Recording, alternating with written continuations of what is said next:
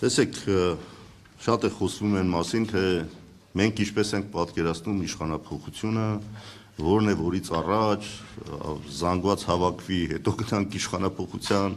թե մենք ասենք ինչ ենք ուզում, ինչպես ենք պատկերացնում, նոր այդ զանգվածը հավաքվի, բնականաբար դրանք իրար հետ զուգահեռ պետք է տեղի ունենան, եւ իշխանափոխության հասնելու հաջողությունը պայմանավորված է 3 մակարդակով այդ բովանդակային մի քանի հարցեր կան դրանց ամբողջական պատասխանը տալու հետ։ Առաջինը բոլորի մոտ հարց է առաջանում. ինչու պիտի փոխվի այս իշխանությունը։ Ինչ է եւ ինչու պիտի փոխվի։ Կարծում եմ այս հարցի հետ կապված բավականին հստակություն գոյություն ունի։ Մենք ասում ենք ինչի պիտի փոխվի, որովհետեւ մի օր ավել մնալը այս իշխանությունների մեզ նոր կործանումների առաջ է կանգնեցնում եւ դրա մասին ես ասեցի շատ հստակ մեր առջեւ այս իշխանությունը ըստ էության դնում է մի երկընտրանք, որը վատի ու վատագույնի ընտրության առաջ է կանգնեցնում, այսինքն կամ կապիտուլյացիա, իրանք իհարկե դա ներկայացնում են որպես խաղաղության պայմանագիր, իրականում դա այս վիճակով կապիտուլյացիա է, կամ պատերազմ։ Հիմա մենք ասում ենք, այս երկընտրանքից մեր ժողովուրդը պետք է դուրս հանել եւ ինչու պիտի փոխվին, սրա հետ է հիմնականում կապված։ Երկրորդը, ինչով պետք է փոխվի։ Ստեղ մենք իհարկե ներկայացնում ենք մեր ծրագրերը, մեր այլընտրանքը, որի մասին ես խոսեցի։ Մեր ուժականության աղբյուրները պետք է վերականգնվեն, ինչը իրենք ցամաքեցրել են եւ նորից չկրկնեմ այն ինչի մասին խոսում էի 3 ուղղություններով մենք պատկերացնում ենք թե այդ ուժականությունը որտեղ է եւ ինչպես պետք է դա կատարել այսինքն գաղափարական քաղաքական այլընտրանք այսօր շատ հստակ է գաղափարական առումով այս ոչ միայն անպտուղ այլ ազգակործան երկընտրանքներից ժողովրդին ազատել իրական Հայաստան թե պատմական Հայաստան Արագած թե Արարատ, այսինքն այս ամեն ինչը հստակ ցույց է տալիս, որ այս իշխանությունները պարզապես հայ տեսակի հետ խնդիր են տեսնում, որովհետև այդ նույն խնդիրը տեսնում են թուրք-ադրբեջանական տանդեմի ներկայացուցիչները եւ իրենց առաջ պարտադրանք են դրել, որ այս տեսակը վերացրեք, եթե չէ մենք կգանք պատերազմով կվերացնենք, այդ են իրենք ասում։ Եվ ուրեմն այլընտրանք հստակ որպես գաղափարաքաղաքական կարծում եմ այս ընթացքում մենք ներկայացրել ենք եւ սա պետք է տեղ հասցնել ժողովրդին։ Կա իհարկե նաեւ հարց առաջնորդողը ով պետք է լինի։ Հա, հիմա երբը դա կախված է այս խնդիրների լուծումից։ Ինչով փոխարինելը այլընտրանք է ենթադրում եւ առաջնորդ է ենթադրում։ Հիմա մենք այս մի մասը այլընտրանքի գաղափարաքաղաքական կարծում եմ ունենք, կարող ենք դրա վրա ավելի աշխատել եւ ավելի ամբողջացնել, բայց նաեւ պետք է գտնենք մի անձ, որը բոլորի կողմից կընդունվի եւ այդ անձը կդառնա օրինակ նույն պաշտոնանկության process-ի համար կարևոր դեմքերից մեկը։ Հիմա շատ եմ չէ խոսում պաշտոնանկության impeachment-ի մասին։ Հիմա այդ impeachment-ի համար անհրաժեշտ է որ հստակ լինի թեկնածուն ով է, որտեղ միայն ասել Նիկոլը պետք է հեռանա, բայց չասել ով է գալու տեղը, չի ստացվի այդ պաշտոնանկության process, որտեղ դա պահանջում մեր այսօրվա օրենսդրությունը։ Այս անձի շուրջ համաձայնության այո գալու խնդիր կա, եւ այստեղ դաշնակցությունը ամեն ինչ արել է որ դա հեշտանա։ Մենք ինքներս մեզ չենք առաջադրում, մենք ասում ենք մենք պատրաստ ենք համագործակցել ցանկացած անձի հետ, որ այս բովանդակային մասն է ընդունում, որ այդ իշխանափոխության էությունն է պատկերացնում, այս այլընտրանքն է ընդունում, իմ նորից այդ կոչը արեցի, չէ՞, նորից էս մեր ընդհանուր ժողովները այդ կոչն արել։ Այսինքն մենք ամեն ինչ անում ենք, որ այդ ամբիցիաները, հատվածական շահերը չխանգարեն, որ այդ անձը միասնական տեխնացու անձը ի հայտ գա։ Եվ երրորդը ներողություն ասեմ վերջացնեմ իշխանափոխության։ Ինչպես անելն է։ Այդտեղ ես ասեցի, ինչպես անելը դա է։ Ոչ թե պարզ մասնակցություն է մեզ անհրաժեշտ, այլ կազմակերպված մասնակցություն է անհրաժեշտ, որպեսզի հակակշռվի այն բիրտ ուժը, որը այսօր իշխանությունները կիրառում են։ Այսօր ձևավորվել է մի այսպես բանդա, որի անունը դրել են, չգիտեմ, բերետավորներ, եսի ինչեր։ Ինչեր են անում, տեսել եք։ Վերջի իրադարձությունները հունիսի 12-ի տեսակ։ Մինչև մի չեն ուզում բացահայտեն այդ անօրինական կիրառած այդ միջոցները եւ այլ ոնց կիրառվեցին, ինչ եղավ եւ այլ։ Ոչ մի մարդ վայրագություններ կատարած այսօր չի դատապարտվել եւ որևէ պատիժ չի ստացել։ Այս բոլորը ինչի համար են անում։ Այս բոլորը ուզում են վախ սերմանեն մեր ժողովրդի մեջ եւ այդ վախը մենք հաղթահարելու խնդիր ունենք, այո։ Ամեն մեկը պատրաստ չի այսօր այն վճռականությամբ մտնի փողոց, որ գիտի վաղը գնալու է, հետապնդվելու է, բանտարկվելու է եւ այլ, բայց մեր կառույցը այն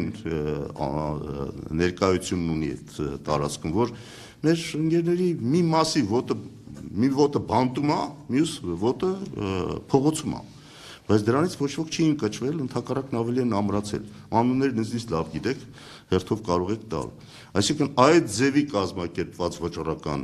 մեզ անհրաժեշտ է մասնակցություն, որ հակակշռելի լինի այդ ուժերը։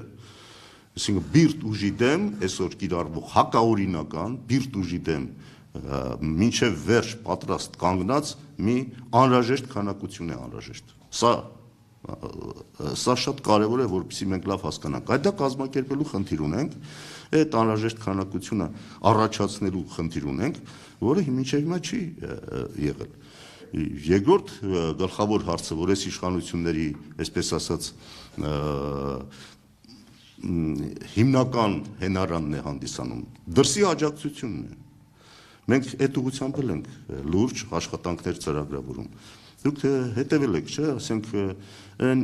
իշխանությունը, որը քաղաքական առումով ձեռնտու է որոշ կենտրոնների, որևէ դժգոհություն չեն հայտնում այն բանի մասին, որ մարդու իրավունքների համատարած ոտնահարումը տեղի ունենում այս երկրում։ Քաղբանտարկյալներ կան այսօր մեր երկրում։ Դա պարտադիր չէ քաղբանտարկյալն անպայման բանտում նստած լինի, բայց իրան ազատությունից զրկում եք։ Մարդը արդեն հայտարարություն, քննադատություն է անում, արդեն քրեական գործ են հարուցում։ Այսինքն նա իրավունք չունի քննադատել սահմանադրական դատարանի օրինակ կայացած արդեն որոշումը։ Վաղը մեզ էլ են արդեն այդ խոսքի ազատությունը ամբողջությամբ ոտնահարված է։ Եվ դրա հետ կապված հայտարարություններ համապատասխան, որ նախկինում կային օրինակ, եթե հիշեք, այդ խաղ հասարակություններ կոչվածները, դրանք ում են, բայց չկան։ Այսինքն, այո, էս էլ է իրանց ոգևորում, որպեսզի առավել բիրտ ուժով գնան առաջ եւ ռեպրեսիվ մեթոդներով ճնշեն որևէ ընդվզում։ Սրանք դեմն է պետք է առնել եւ դա պետք է կատարվի նաեւ արտաքին մարզում աշխատելու միջոցով։ Այն կազմակերպությունները, որի անդամ է Հայաստանը, պետք է պարզ տեսնի այն իրական պատկերը,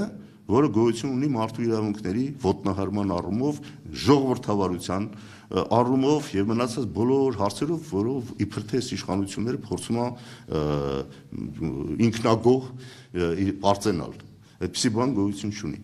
Այսինքն, այս երեք ուղղությունները, որի մասին ես խոսեցի, իշխանափոխության անհրաժեշտ բովանդակությունն են ապահովում։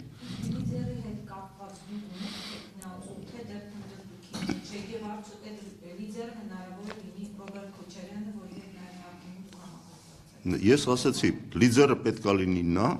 ով առավելագույնս համախմբում կիրականացնի այդ դաշտում։ Իսկ այդ դաշտը մենք պատկերացնում ենք համախմբելու մի կարճ բանաձև ասեմ, որպեսզի պարզ դառնա։ Մենք հռչակում ենք նպատակ իշխանափոխություն իրականացնելու, որպես պայման այս ամեն ինչը, չէ՞, նպատակ, միջանկյալ նպատակի մասին է խոսքը, իրական նպատակը ասեցի, մեր ինքնությունը պահելու, մեր ազգային պետականությունը պահելու խնդիրն է, բայց որպես միջոց, որպես ճանապարհ իշխանափոխությունն է։ Հիմա այդ ճանապարհին ով կընկալվի բոլորի կողմից, որ ընդունելի է որպես անձ, մենք պատրաստ ենք այդ անձի հետ համագործակցել եւ այդ դաշտը չպետք է թույլ տալ, որ պառակտվի։ Իսկ չպառակտելու համար այդ բանաձևը գոյություն ունի, ով որ այդ նպատակին դեմ չի, իշխանությունները փոխելու այս օրակարգով, իշխանությունները փոխելու նպատակին դեմ չի, մեր հետ է։ Մենք պետք է մի կողմ դնենք բոլոր տարաձայնությունները, որոնք այսօր կան, 3-4 հոգի հավաքվեն 5-6 հատ տարաձայնություն կունենան։ Մենք այդ փորձն ունենք։ Մենք պետք է մի կողմ դնենք այդ տարաձայնությունները հասկանալու համար, որ կա գեր խնդիր։ Եվ այդ գերխնդրին համապատասխան պետք է երկրորդական համարվեն, ստորադասվեն բոլոր տիպի տարաձայնություններն ու հակադրությունները, որոնք ընդդիմադիր դաշտում այսօր նկատվում են։ Սա է, որ մենք կարողանանք անել, ընդդիմադիր դաշտը կհամախմբվի, ընդդիմադիր դաշտը այդ ամբիցիաները չի դրսևորի, որ իմ շուրջ միայն պետք է տեղի ունենա այդ համախմբումը, այլ գտնենք իսկապես այն անձը, որը նոր թափ կհաղորդի եղած ընդդիմադիր տրամադրություններին։ Այդ մարդը նաև պետք է իմանա, ով գալու առաջնորդի, նա պետք է իմանա, որ ինքը նոր թափ պետք է հաղորդի այդ process-ին եւ պատրաստ լինի զրկանքների, պատրաստ լինի հալածանքների եւ այդ վճռականությամբ մտնի այդ դաշտը։ Սա է խնդիրը։ Ես ուզում եմ մի բան ավելացնել, էլի, ոչինչ որ հեռու են։ Ես ասում եմ, հետո շարունակեք։ Ուղղակի ուզում եմ լրացնել, որ իշխանափոխությունը մեզ համար ինքնանպատակ չէ։ Իշխանափոխությունը նախ եւ առաջ միջոց է մեր ռազմավարական նպատակները եւ առաջադրումները եւ անելիքներ իրականացնելու համար։ Տեսեք, Կարմեն Ռուստամյանը խոսեց համազգային, համահայկական, քաղաքական եւ ազգային համախմբումի մասին։ Այդ ճանապարհին մենք ունենք նաեւ կարևոր մեկ այլ հանձնառություն, որը ամրագրված է նաեւ ընդհանուր ժողովի բանաձևերով։ Դա կենսունակ պետության, կենսունակ Հայաստանի օրակարգի շուրջ համախմբում, ազգային համախմբում կազմակերպելն է, ինչ պետություն ենք պատկերացնում, որոնք են այդ կենսունակ պետության առաջնահերթությունները։ Ի վերջո, եթե մենք խոսում ենք եւ իրավացիորեն ենք խոսում, որ անցնող, ուրեմն այս իշխանությունները թողել են մի հետագից ամբողջական կազմակերպման, ինքնութենական արժեքների, կառավարման ճգնաժամի, անվտանգային ճգնաժամի, որն է մեր պատկերացումը ապագա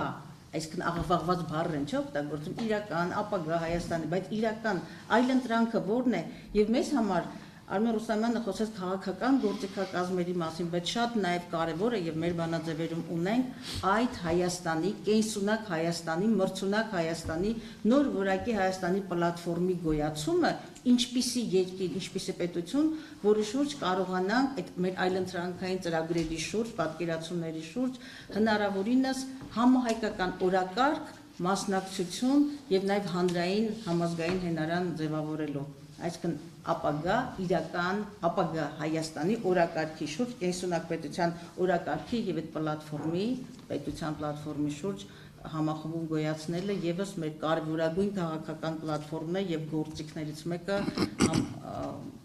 համազգային համախոհություն ձևավորելու եւ ամենակարևորը այս